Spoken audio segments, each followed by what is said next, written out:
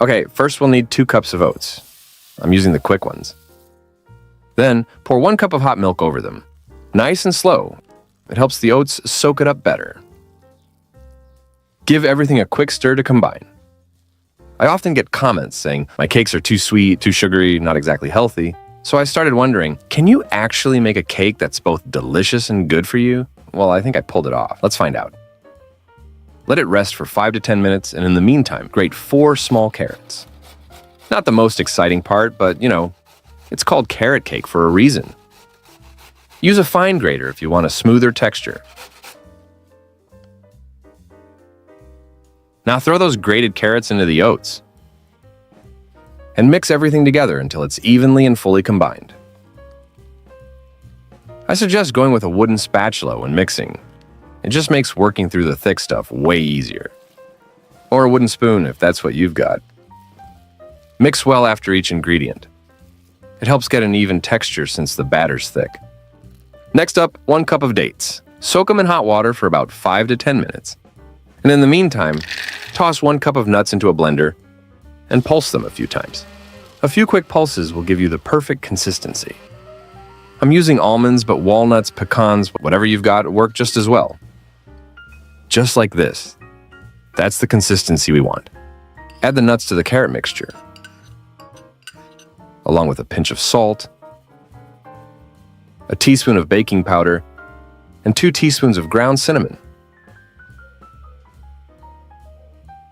And give it a good mix. Take your time and stir everything really well so the nuts, spices, and carrots come together perfectly, making sure all the flavors are evenly blended. Back to the dates now, folks. Drain the water after soaking. And now you'll want to remove the pits. Unless you're lucky enough to have pitted dates, unlike me, apparently.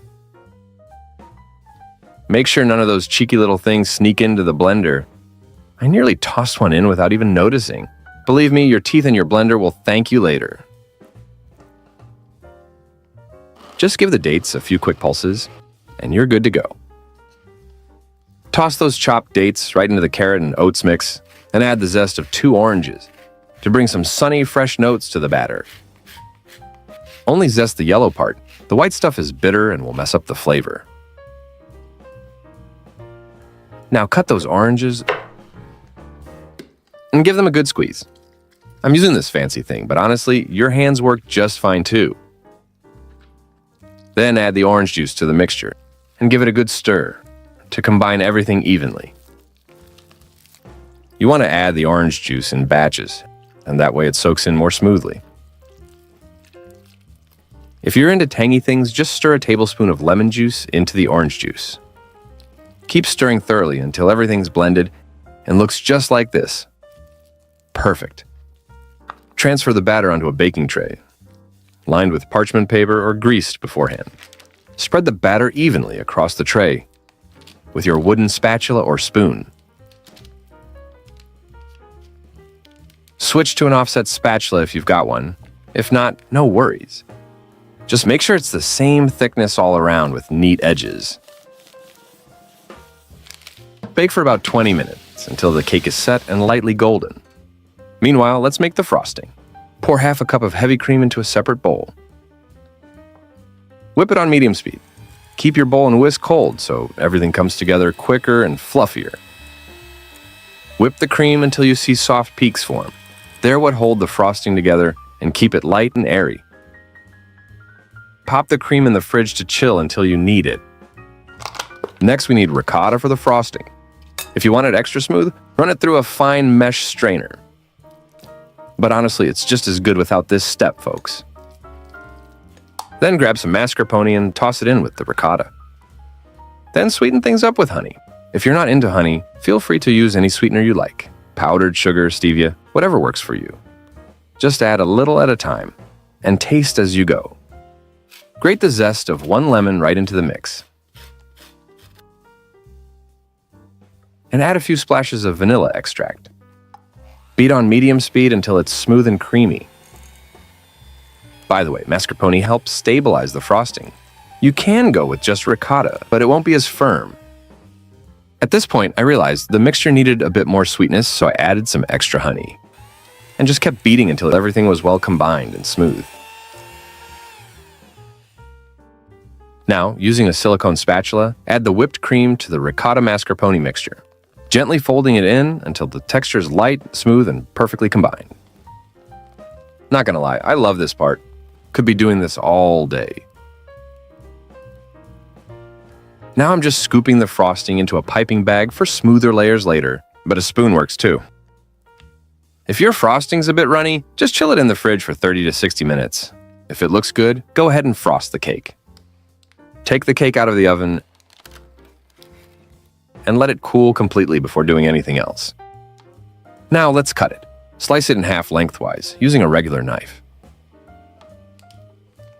Next, cut each half again to end up with 4 squares. Just look at this piece. You can almost taste it just by looking. Soft, hearty, and full of real ingredients. All right, let's put the cake together.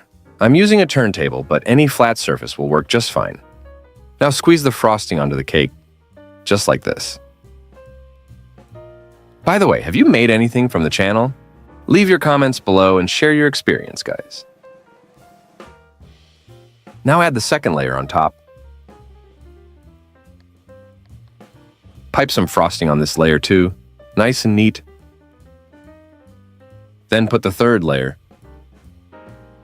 Here goes some more of that frosting. And here goes the final layer.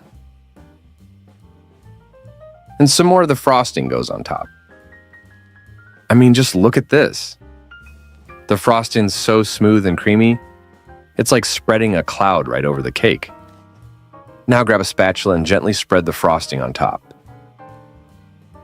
Smoothing it out as you go. Then carefully spread the frosting around the sides, making sure the entire cake is evenly coated. Once the cake is assembled, pop it in the fridge for at least half an hour. And here it goes, soaked through and looking good. Let's cut into it now, shall we? Hey, if you've enjoyed this video so far, smash that like button and subscribe. I've got plenty more delicious stuff coming your way. The way that knife slides in so smoothly, you just know it's gonna be good. All right, time for the best part. Let's see if it's as good as it looks. Oh yeah, that's insanely good, guys. That perfect mix of dates and nuts topped with frosting. You gotta make it yourself, folks. Thanks for sticking around, guys. Hit that like button, subscribe, and until next time.